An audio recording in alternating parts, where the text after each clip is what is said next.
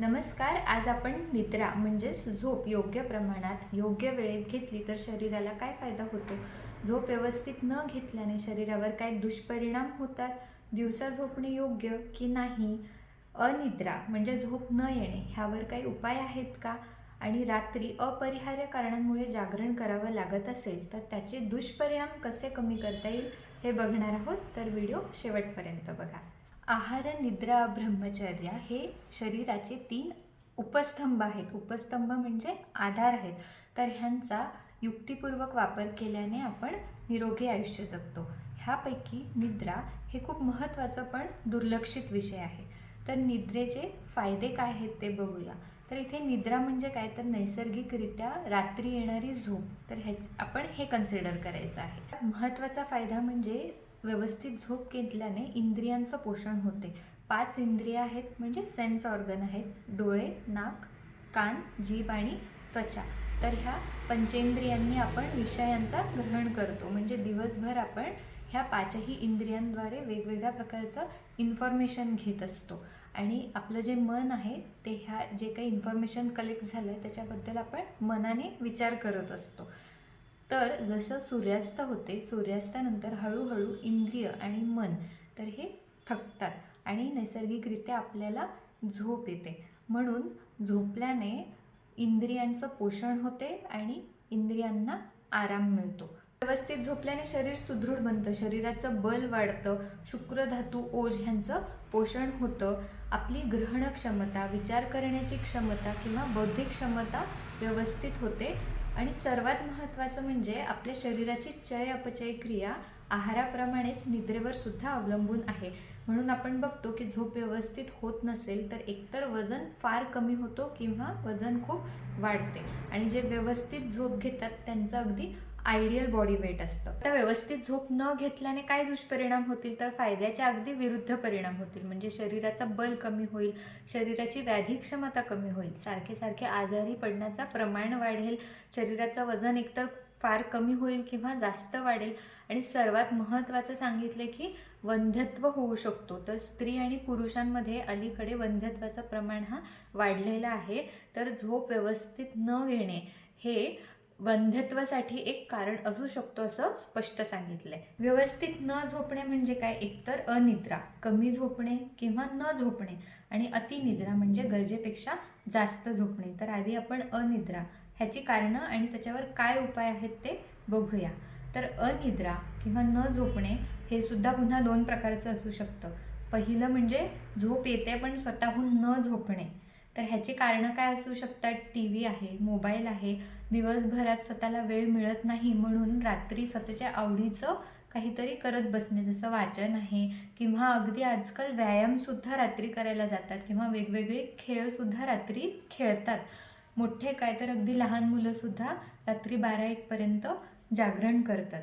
तर ह्याचा दुष्परिणाम काय होतो, तर आळस येणे, अंग दुखणे, सारखं जड वाटणे, सारखे जांभळ्या येणे, डोळ्यांचे आजार आणि पचनांचे विकार. दुसरा प्रकार म्हणजे ज्यात झोप येतच नाही.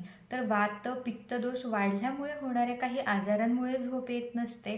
त्यानंतर दीर्घकाळ आजार झाला असेल, त्याच्यानंतर जो शरीराला थकवा येतो किंवा कृशता येते, वजन कमी होते, त्यामुळे सुद्धा झोप कमी होणे हे प्रकार होत असतं.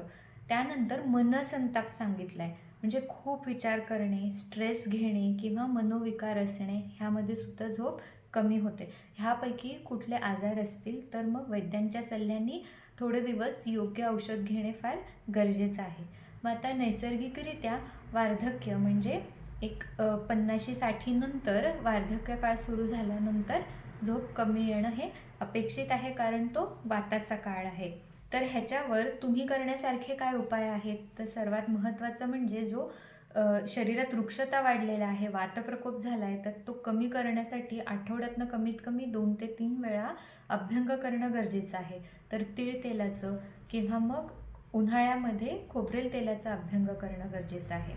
त्यानंतर ब्राह्मी तेलाने तुम्ही डोक्याला छान मसाज करू शकता. तळपायांना सुद्धा तुम्ही झोपण्यापूर्वी व्यवस्थित मसाज करू शकता. अभ्यंगानंतर सुगंधी द्रव्यांचा वापर करायला सांगितलाय. ते तुम्ही उटण्याच्या स्वरूपात वापरू शकता. जसं मसूर डाळीचं पीठ आहे, त्यामध्ये चंदन, वाळा, नागरमोथा, ज्येष्ठ मध अशी द्रव्ये टाकून अंघोळ करताना ते वापरू शकता. त्यानंतर हळूहळू शरीराला दाब द्यायचे, हलका व्यायामसुद्धा करायचा, त्याच्याने सुद्धा छान झोप येते. तर आता आहारामध्ये माहिषक क्षीर म्हणजे म्हशीचे दूध हे निद्राजननासाठी श्रेष्ठ सांगितले. तर रोज तुम्ही 1 कप म्हशीचे दूध किंवा दूध तूप किंवा मग म्हशीच्या दुधात बनवलेले गव्हाचे, तांदळाची किंवा उडदाची खीर घेऊ शकता. गूळ तूप हे सुद्धा तुम्ही जेवणात ठेवू शकता. द्राक्ष असतील किंवा मनुके असतील, ते रात्री कमीत कमी 15 ते 20 मनुके भिजवून सकाळी उपाशी पोटी खायचे, त्याचासुद्धा फायदा होतो. त्यानंतर जे नॉनव्हेज खातात त्यांनी वेगवेगळ्या प्रकारचे सूप्स घेतले तरी फायदा होईल. मनसंताप किंवा स्ट्रेस हे झोप न येण्याचं जर कारण असेल तर मेडिटेशन म्हणजे ध्यान करणं खूप फायद्याचं ठरतं. मेडिटेशन टेक्निक्स येत नसतील तर कमीत कमी जे कोणी तुमचे इष्टदेवता आहेत त्यांचं 108 वेळा नामस्मरण करायचं. झोपण्याच्या 1-2 तास आधी जे काही ॲक्टिव्हिटीज आहेत किंवा TV, मोबाईल ह्याचा वापर कमी करायचा. तुमचे फॅमिली मेंबर्स असतील किंवा जे तुमचे फ्रेंड्स असतील त्यांच्यासोबत थोडा वेळ छान गप्पा मारायच्यात.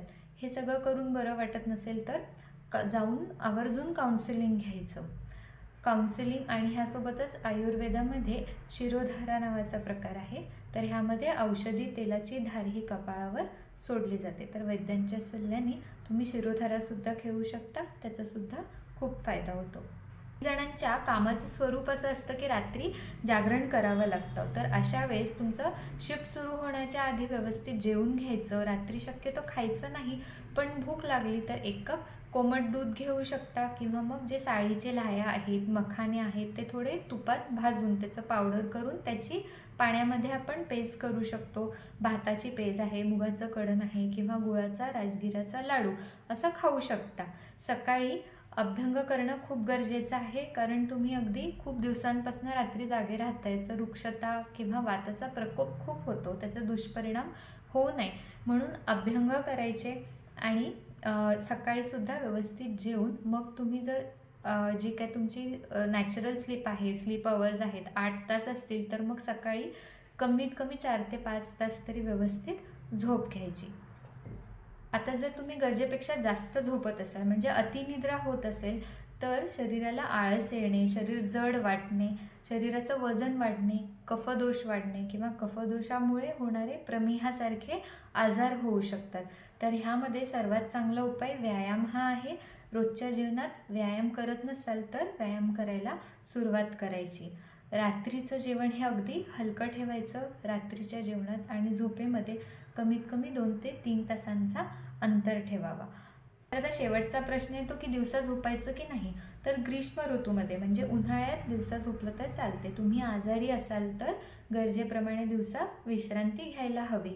अजीर्ण झालं असेल म्हणजे रात्रीचं जेवण जास्त झालं असेल किंवा उशिरा खाल्लं गेलं असेल तर दुसऱ्या दिवशी न खाता थोडा वेळ विश्रांती घ्यावी, म्हणजे ते खाल्लेलं पचून जाईल. ह्या व्यतिरिक्त बाकीच्या ऋतूंमध्ये शक्यतो दिवास्वाप टाळायचा आहे. झोपलात तरी जेवणानंतर 10 ते 15 मिनटं शांत बसून मग शतपावली करून मग 15 ते 20 मिनिटं वामकुक्षी म्हणजे डाव्या कुशीवर होऊन फक्त विश्रांती घ्यायची. ह्याच्यापेक्षा जास्त झोपायचं नाही आहे.